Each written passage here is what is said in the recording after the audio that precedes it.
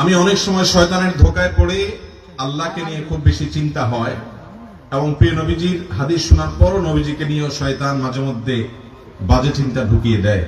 এতে কি আমার ঈমান চলে গেছে? এগুলো মনের মধ্যে আসার কারণে আমি মনে করেছিলাম আমার ঈমান নষ্ট হয়ে গেছে। তারপর আমি নিজে নিজে আবার কালিমা পড়েছি। এদিকে আমি ঠিক করেছি? দয়া করে একটু বলবেন। ভাইরা আমার, এই ব্যাধিটা এত ব্যাপক আকার ধারণ করেছে, আমাদের অনেক ভাই বোন আছেন যারা এই একই প্রশ্ন আমাদের কাছে করেন যে তাদের মনে আল্লাহকে নিয়ে বাজে চিন্তা আসে, আল্লাহ সম্পর্কে নোংরা চিন্তা ভাবনা আসে, নবী সাল্লাল্লাহু আলাইহি ওয়াসাল্লাম সম্পর্কে বাজে চিন্তা আসে। আপনি চিন্তা করুন তো, এই রোগটা যার মধ্যে আসে, এই আশাটা সেই লোকটাকে যদি অস্থির করে দেয়, তাহলে বুঝতে হবে এই লোকটা আসলে ঈমানদার, তার পেরেশান হওয়ার কোনো কারণ নেই। ঠিক এই একই প্রশ্ন নবী করিম সাল্লাল্লাহু আলাইহি ওয়াসাল্লামকে করা হয়েছিল। একজন সাহাবী বলেছেন, ইয়া রাসূলুল্লাহ, আল্লাহ সম্পর্কে আমার মধ্যে বাজে চিন্তা আসে, যখন আল্লাহ সম্পর্কে বাজে চিন্তা আসে আমি পেরেশান হয়ে যাই, অস্থির হয়ে যাই যে কেন আমার মনে এটা আসছে। নবী করিম সাল্লাল্লাহু আলাইহি ওয়াসাল্লাম বলেছেন, যাকা নাফসুল ঈমান, তোমার মনে আল্লাহ সম্পর্কে বাজে চিন্তা আসছে, আসার পরে তোমার মনটা অস্থির হয়ে গেছে, এটাই তো তোমার ভিতরে ঈমান থাকার দলিল।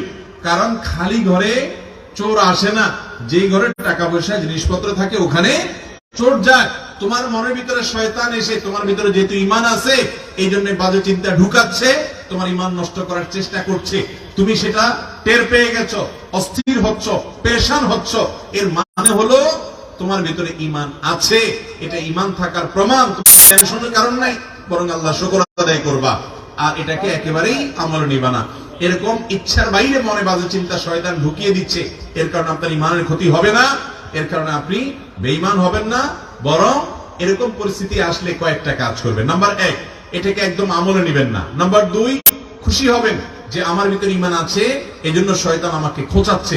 কোন অমুসলিম, কোন ভিন্ন ধর্মের অনুসারী কিংবা কোন নাস্তিক জীবনে এই কথা বলবে না যে তার মনে এরকম হঠাৎ হঠাৎ বাজে চিন্তা আসে, কারণ ওর ভিতরে তো ঈমান নেই। শয়তান তার কাছ থেকে ঈমান ছিনিয়ে নেওয়ার চেষ্টাই করবে না। শয়তানকে আমরা দেখি না, গোটা কোরআন জুড়ে সবচেয়ে বেশি সাবধান করা হয়েছে আমাদেরকে শয়তানের ব্যাপারে। আদুউন মুবিন আল্লাহ তাআলা বলেছেন, সেই শয়তান সম্পর্কে আমাদের ধারণাই নেই, আমরা জানি না। আমাদের রগে রগে সে ঢুকতে পারে। ইন্নাশ শায়তানা ইয়াজরি আহাদাকুম মাজরাদ দাম, আমাদের রক্ত প্রবাহের সাথে মিশে যেতে পারে, আমাদের উপরে প্রভাব বিস্তার করে, বাজে জল্পনা কল্পনা তৈরি করে, খারাপ পথে নেওয়ার জন্য আমাদের মনের ভিতরে প্রভাব সৃষ্টি করে শয়তানে। এই শয়তান সে কিন্তু কোন ওই যে শয়তানের অনুসারী, শয়তানের গোলামের মধ্যে পাবেন না, তার মধ্যে শয়তান থাকে না। ঈমানদারের মনে বাজে চিন্তা আসে, এই কথা চিন্তা করে আল্লাহ শুকর আদায় করবেন। তাহলে প্রথম কাজ হলো এটাকে পাত্তা দিবেন না, এর কারণে আপনার ঈমান ক্ষতি হবে না। দ্বিতীয় কাজ হলো আল্লাহ শুকর আদায় করবেন, আমার মধ্যে ঈমান আছে দেখেই আমার মধ্যে এগুলো আসছে, নবীজি বলেছেন সেটা। নাম্বার 3, এরকম বাজে চিন্তা আসলে আমানতু বিল্লাহি ওয়া রাসূলিহি, এটা পড়বেন, আমানতু বিল্লাহি ওয়া রাসূলিহি, আমি আল্লাহ এবং তার রাসূলের প্রতি ঈমান আনলাম। এটা বললে দেখবেন যে মন থেকে শয়তান দূর হয়ে গেছে। আর 4 নম্বর কাজ হলো বাম দিকে প্রতীকী থুতু নিক্ষেপ করবেন, বাম দিকে। কারণ এই জাতীয় শয়তান মনের ভিতর যে ওয়াসওয়াসা দেয়, এটা সাধারণত বাম পাশ থেকে অ্যাটাক করে, আক্রমণ করে। এবং কিছু শয়তানি আছে মানুষের মনের ভিতরে বাজে চিন্তা ঢুকায়। এই জাতীয় শয়তান থেকে পানা চাওয়ার জন্য বাম দিকে থুতু থুতু করে এরকম 3 বার ফেলবেন, থুতু ফেলবেন না, জাস্ট প্রতীকী থুতু। তাহলে এই কাজগুলো যদি করেন, সেই সাথে আল্লাহর কাছে সবসময় পানা চাইবেন। ভাইরা আমার, আমরা এমন একটা সময় আছি, আখিরি জমানা, চতুর্দিক থেকে ফিতনা, ঈমান ধরে রাখা জ্বলন্ত কয়লা হাতে রাখার চাইতে কঠিন হবে। সেরকম একটা সময় আমরা অনেকটা পার করছি ভাইরা। এক একভাবে এক একজনের ঈমান নষ্ট হয়ে যাবে। কত মানুষ কত জায়গায় ঈমানকে বিলিয়ে চলে আসবে, কেউ খেলার নামে, কেউ সম্পদ আহরণের নামে, কেউ নিজের ভোগ বিলাসের নামে, এক একজন এক একটার নামে ঈমানকে শেষ করে দিয়ে আসবে, সে টেরও পাবে না। ইউসবিহুর রাজুলু মুমিনা ওয়া ইউমসি কাফিরা, সকালবেলা ঈমানদার থাকবে, সন্ধ্যায় বেঈমান হয়ে যাবে। আও ইউমসি মুমিনা ওয়া ইউসবিহু কাফিরা, সন্ধ্যায় ঈমানদার থাকবে, সকালে বেঈমান হয়ে যাবে, টেরও পাবে না। কচুর পাতার পানির মতো হয়ে যাবে ঈমান।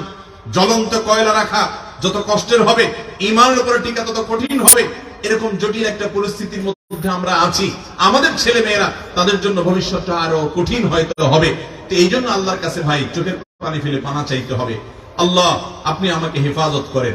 একটি দোয়া নামাজের শেষ বৈঠকে সবসময় পড়বেন ভাই। নবী করিম সাল্লাল্লাহু সাল্লাম পড়তেন খুব গুরুত্বের সাথে। দোয়ায়ে মাসুরার জায়গায় আল্লাহুম্মা ইন্নী যালামতু নাফসি যুলমান কাসীরা যেটা আমরা পড়ি, এটাও হাদিসে আছে।